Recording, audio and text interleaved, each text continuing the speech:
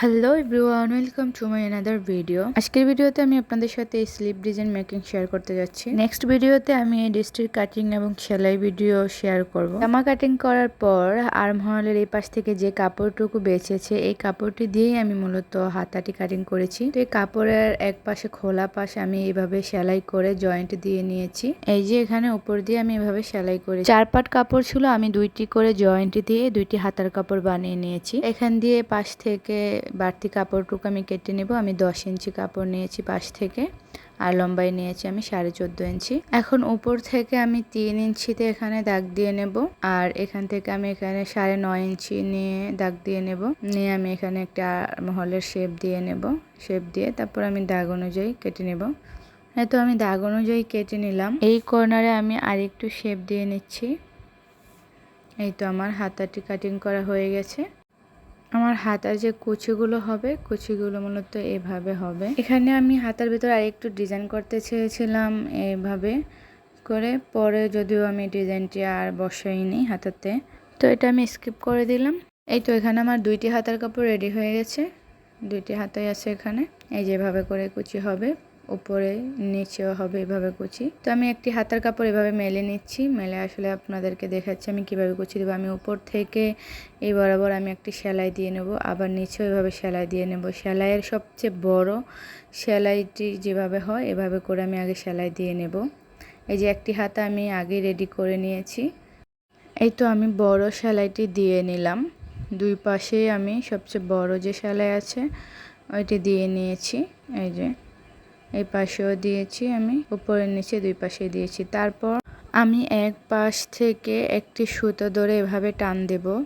টান দেওয়ার পরে কাপড়গুলো কুঁচকে যাবে। এই যেভাবে আমি টেনে টেনে কাপড়গুলোকে একসাথে কুচে দিয়ে নিচ্ছি। এই যে 2 পাশ থেকে আমি এভাবে করে একটি সুতো ধরে টান দিয়ে নেব। এভাবে করে আমি 2 পাশে উপরে নিচে 2 পাশেই টান দিয়ে নেব। এই তো আমি কুচিটা দিয়ে নিলাম। হাতার 2 পাশে আমার কুচি দেওয়া হয়ে গেছে। এখন আমি মাপ অনুযায়ী মিলিয়ে নেব। যদি আমার কুচি বেশি হয়ে যায় তাহলে আমি একটু ছাড়িয়ে নেব, আবার আমার মাপ অনুযায়ী করে নেব। এই পাশে আমি নেব 9.5 ইঞ্চি, আর মোহরিতে আমি নেব 6 ইঞ্চি, 6.5 ইঞ্চি এরকম। এখন আমি জামার কাপড়টির সাথে হাতার কাপড়টি জয়েন্ট দেব। তো জামার কাপড়টি আমি এভাবে উল্টো পাশ করে রেখেছি।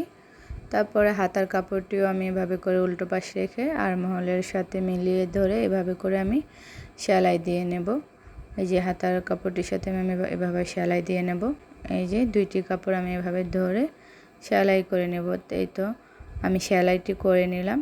হাতার সাথে আমি বডির পার্টটি জয়েন্ট দিয়ে নিয়েছি। এখন আমি সালোয়ারের যে কাপড়টি আছে ওইখান থেকে আমি 1.5 ইঞ্চির মতো কাপড় চওড়া নিয়েছি। এই যে লম্বা নিয়েছি অনেকটা, নিয়ে আমি এখানে হাতার মোহরিতে আমি এটা দিয়ে আসলে বর্ডার দেব এভাবে করে। তো প্রথমে আমি কাপড়টিকে এভাবে সোজা পাশে রেখে এভাবে আগে একটি সেলাই দিয়ে নিয়েছি। এই যে আগে কাপড়টি এভাবে সেলাই দিয়ে নিয়েছি। তারপর আমি এখন কাপড়টি এভাবে একটি ভাঁজ দিয়ে তারপর আমি উল্টো পাশে নিয়ে একটি সেলাই বসিয়ে দেব। তারপর আমার বর্ডারটি দেওয়া হয়ে যাবে। এই যে কিভাবে দিচ্ছি আসলে আপনারা দেখলেই বুঝতে পারবেন। এই যেভাবে করে আমি এখানে একটি বর্ডার দিয়ে নেব। এই তো আমার হাতার 2 পাশে বর্ডার দেওয়া হয়ে গেছে। একইভাবে আমি 2 পাশে দিয়ে নিয়েছি। এই যে সাথে আমি এখানে লেসও বসিয়েছি। বর্ডারটি দেওয়ার সময় এখানে আমি একটি লেসও বসিয়েছি। তো এই তো আমার হাতা সেলাই করা কমপ্লিট হয়ে গেছে। আমার পুরো জামাটি সেলাই করা কমপ্লিট। আর এই গলার ডিজাইনটি কাটিং এবং সেলাই ভিডিও এবং কিভাবে আমি লেস বসিয়েছি এই ভিডিওটিও ফুল টিউটোরিয়াল আমার চ্যানেলে দেওয়া আছে। যদি ভালো লাগে তাহলে দেখে আসবেন। আর এই জামার ফুল টিউটোরিয়াল কিভাবে আমি জামাটি কাটিং করেছি এবং সেলাই করেছি ফুল টিউটোরিয়াল আমি নেক্সট ভিডিওতে শেয়ার করব। আজকে এ পর্যন্তই। সবাই ভালো থাকবেন, সুস্থ থাকবেন। আল্লাহ হাফেজ।